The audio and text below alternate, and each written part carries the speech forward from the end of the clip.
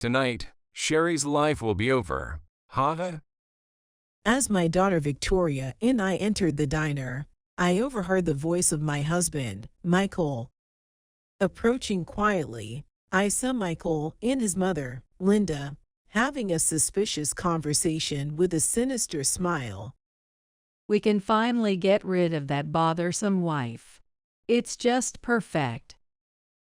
Sensing the strange atmosphere, Victoria and I exchanged glances and discreetly moved to the seat directly behind them. Let's get rid of not only Sherry, but also Victoria.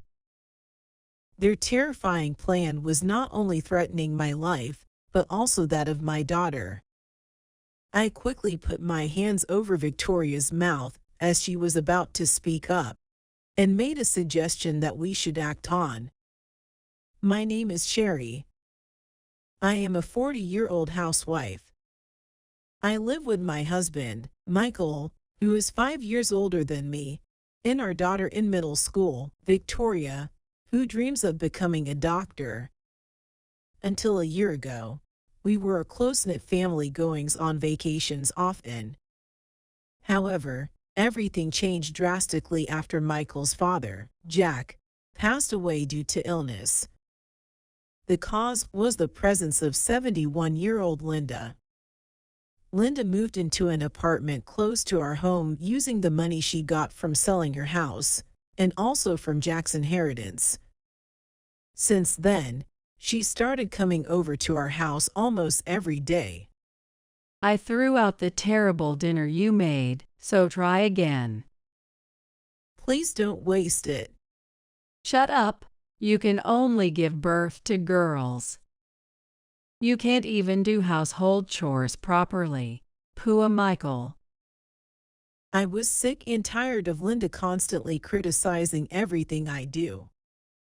She even yelled at Victoria. Don't be silly. A woman becoming a doctor. You should be giving birth to a boy instead. That's your role. For Linda, a daughter-in-law is just a tool to produce a son and heir. She wanted Victoria to achieve what I couldn't. Despite it being normal for women to be active in society today, Linda refuses to acknowledge Victoria's aspirations. I wished I could have had a son as well as Victoria. It was painful to be constantly reminded of what I couldn't have. When Jack was alive, he used to defend me from Linda's snide remarks, so I could bear it. But now, with no one to stop her, Linda's harassment only escalates. Desperate, I've repeatedly asked Michael to talk to Linda. She just wants someone to keep him company since Dad passed away. I can't see it that way. It seems like everything about me irritates her. I don't see it that way. Just remember, she's family. So be kind to her. But You just need to do better as a wife, that's all. Michael blames me for not getting along with Linda, and is no help at all. The stress from dealing with Michael and Linda has led me to regularly visit the hospital for stomach pains. I've been enduring this because I thought a divorce would upset Victoria. Plus, I want to support her dream of becoming a doctor. So, as a stay-at-home mom, all I can do is put up with this.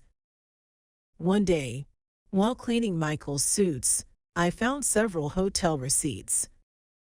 They were clearly not for work. Moreover, he used at the same time every Tuesday. Come to think of it, Michael has been on a lot of business trips on weekends lately, and hardly ever at home. Could he be cheating? Until now, I thought Michael was just busy with work, and that's why he was often away from home. From that day on, I started to suspect Michael, and couldn't focus on my housework. I can't go on feeling this unsettled. I need to see it for myself. I went to the hotel earlier than the time noted on the receipt, and waited for Michael to show up. Please let this be a misunderstanding. Subtly, my hopes were dashed as I saw Michael entering the hotel getting cozy with a young woman. And I recognized that woman. Previously, when Michael had invited colleagues from work to our house, she was there. Her name was Jasmine, and I remembered her well because she gave me cold stares from time to time. Still hoping it was a mistake, I went to Michael's office. However, when I checked at the reception, they told me Michael had taken a day off and couldn't tell me if Jasmine was at work. I should have confronted Michael right then.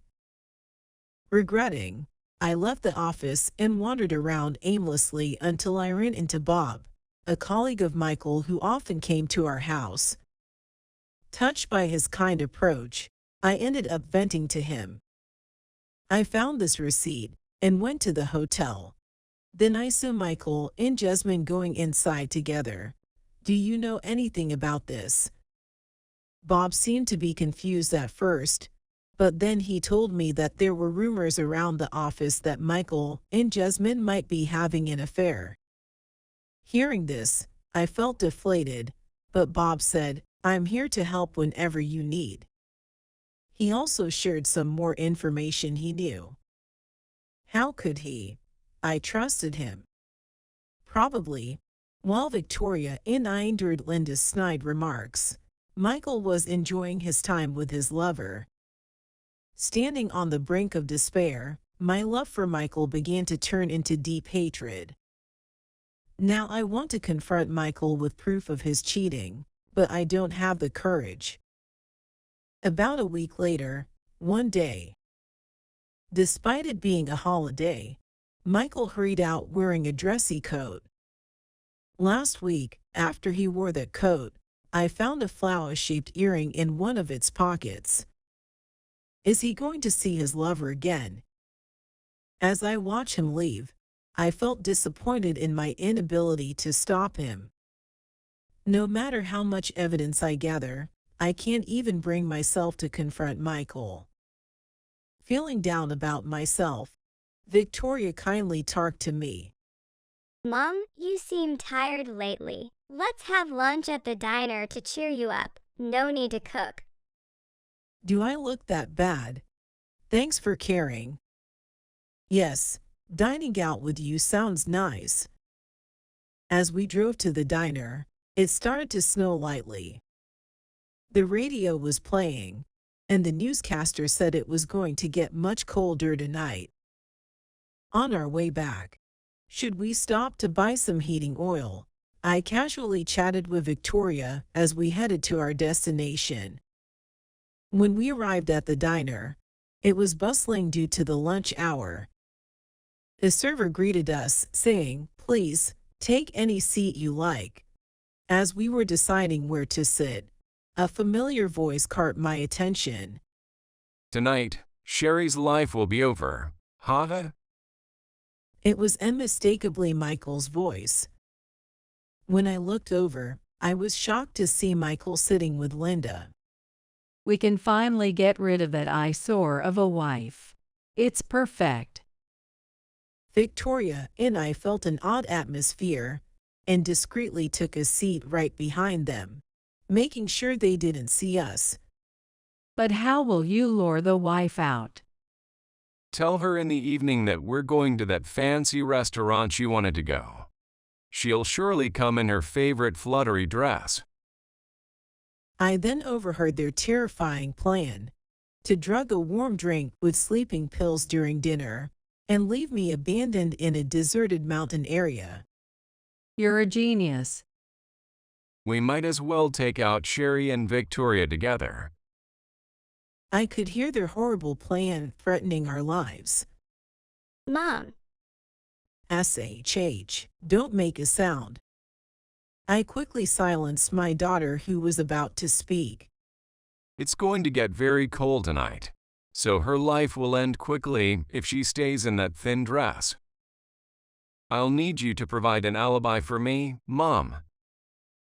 If the police ask, testify that I was at home at that time. Leave it to me. Finally, we can say goodbye to those two. Ha. Right. What about the life insurance money on the two of them? We should get about $300,000 for each. This way, the child in the belly of my new wife Jasmine won't face any hardships. It's a lifesaver since I've been overdue on my property taxes. Looks like a happy life with Jasmine, and my future heir is waiting for me. Just thinking about it makes me happy. Victoria and I were dumbfounded by Michael's eerie laughter and Linda's enraptured expression. So he's having a child with his mistress. It's outrageous to think they want to get rid of us because of that. After that, Michael and Linda continued to chat happily for a while. Whoops, look at the time. I have a date with her, so I better get going soon. Make sure Sherry doesn't catch on. Michael nodded significantly and then left the diner with Linda. Until now, I thought enduring this marriage was for Victoria's happiness. But Michael was planning to get rid of not only me but also Victoria. The shock was indescribable, especially since I believed Michael cared about Victoria. I can't let this go. I can't sacrifice Victoria. I decided to turn the tables on them to protect Victoria. The evidence of infidelity I've collected might come in handy. Victoria and I decided to pretend to be deceived by Michael. And with that, we left the diner to make our preparations by first going shopping. You should pretend to be sick and stay home to avoid any danger, Victoria. I'll handle the rest. I'm worried about you, Mom. I'm coming too. And I can't stay silent after hearing such horrible things. Despite my attempts to persuade her, Victoria insisted on helping. No matter what, I must protect Victoria's life. As evening fell, the snow began to accumulate, and the temperature dropped further. I made meticulous preparations for Victoria's sake. When I got home and pretended nothing was wrong, Michael finally returned. He seemed oddly pleased, with a smirk on his face. What's up? Did something fun happen? Well, yes. Let's go out to a restaurant as a family tonight, for old time's sake. It's a bit far, but you mentioned wanting to go there before, right? That sounds nice for a change. Make sure to wear your favorite dress. Pretending to be delighted, Victoria and I got into the car with Michael. After a while, he handed us a drink, as planned. It'll be a bit longer, so have this in the meantime. Mom gave it to me to take it with this. Looking inside the thermos, it appeared to be warm cocoa. I'm sure this drink is spiked with a sleeping pill. Victoria and I nodded at each other, then pretended to drink the cocoa and faked falling asleep a few minutes later. Once Michael confirmed we were asleep, he smirked and drove deeper into the mountains. When the car stopped, we were in a deep, secluded part of the mountains, devoid of any people or lights.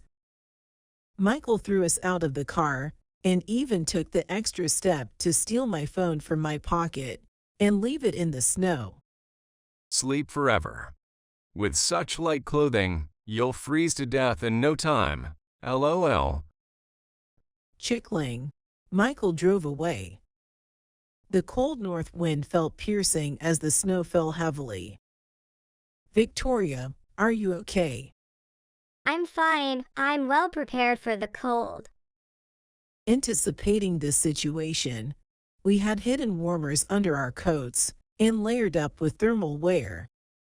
Moreover, the phone Michael took was a decoy, and the real one was secretly stashed inside my boot.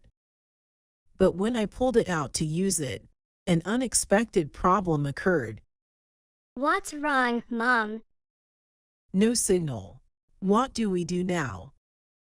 Panicked, Victoria and I began walking through the snow, searching for a place with cell reception. After about 20 minutes, we finally got a signal. "Hello, is this the police? Please help us." After some time, the police used the GPS on my phone to locate and rescue us. Shivering and covered in snow, we explained everything to the officers. They agreed to question Michael about the incident, asking the police to turn off their car lights so Michael wouldn't notice. I returned home and asked the officers to wait outside. When I rang the doorbell and he saw us, Michael turned pale and began to tremble. Yikes. A ghost. Unfortunately for you, I'm still alive. What happened? That's my question. Why did you leave me and Victoria behind? As Victoria and I entered the living room, Linda and Michael's mistress were there, clearly startled and in disarray. Why are you two still alive? We accidentally overheard your plan at the diner. What? So, we pretended to drink the cocoa laced with sleeping pills. Stunned by our revelation, Michael and Linda simultaneously covered their mouths. But your phones are here. How did you? Those were fakes. This one is real, I said, showing them the phone hidden in my boot. When I showed him the phone, Michael grimaced as if he had bitten into a bitter bug. Don't mess with me. You tricked me. How can you say that when you were trying to erase us? And immediately letting your mistress into the house, what were you thinking? This woman is a colleague from work. I just ran into her and invited her for dinner. It's not what you think. Oh, really? Then what's this? I began pulling out evidence of Michael's affair from a drawer, one item after another, that I had gradually collected. Hotel receipts, photos of them getting cozy, and her earring. Expecting Michael to flinch at this, I was wrong. Okay, fine. I cheated. Actually, it's serious. That's awful. You're just an eyesore, old woman. So, you tried to erase me and Victoria because of that. Well, yay, but you have no proof. And if you try to sue, my mother will testify I was home. You lose. Serves you right. Michael wore a triumphant expression. Linda and his mistress glared at me, nodding in agreement. Victoria, go get the police waiting outside. Okay, Mom. What? What did you just say? At that moment, I showed everyone the footage from the surveillance cameras I had installed at home. It showed Michael inviting me and Victoria to the restaurant, us leaving the house together, and him returning home alone an hour later. Moreover, 30 minutes after Michael returned, Linda and his mistress walked into our house as if they owned it. The video also contained decisive evidence. Did you manage to get rid of those two? Yet, of course. They'll be gone to heaven in no time with those thin clothes. Now I can finally marry you. Yeah, I can officially be the father of the child in Jasmine's belly. Jasmine's carrying a boy, so our home's future is secure. Haha. Their smiles in the video were more gruesome than I'd ever seen. Such stupid fools. Really. Mother and daughter. Haha. I'll go to the police tomorrow to report them missing. If they start suspecting me, I'm counting on your alibi. Just make sure you pay off my debt in return. Listening to their own words, Michael, Linda, and his mistress's faces turned paler and paler. When we were about to leave, the police told us to accompany them to the station for questioning. Suddenly, Michael's mistress burst into tears and apologized to me. I'm sorry for the affair and I'll pay alimony. But I didn't do anything else wrong. It's these people who are at fault. What? What are you talking about? Trying to save yourself now is so sneaky of you. Exactly. And it was you, Jasmine, who planned this for the sake of the child you're carrying. Pathetically, the three of them started blaming each other. However, the officer relentlessly instructed all three to get into the police car. Before they left the house, I had one last piece of news to share. That baby might actually be the sales manager's. Hearing this, Jasmine's face grew even paler, and Michael did not miss that. What are you talking about? Shut up. Don't say anything unnecessary. Sherry, I was wrong. Let's start over. Please, don't file a police report. Sherry, I'm sorry. Please help me. What are you talking about now? We'll leave the rest to the police. As I smiled sweetly, their faces turned to despair. Then Victoria chimed in. It's supposed to be cold in prison, don't catch a cold. So, goodbye forever. The three of them were still arguing as they got into the police car.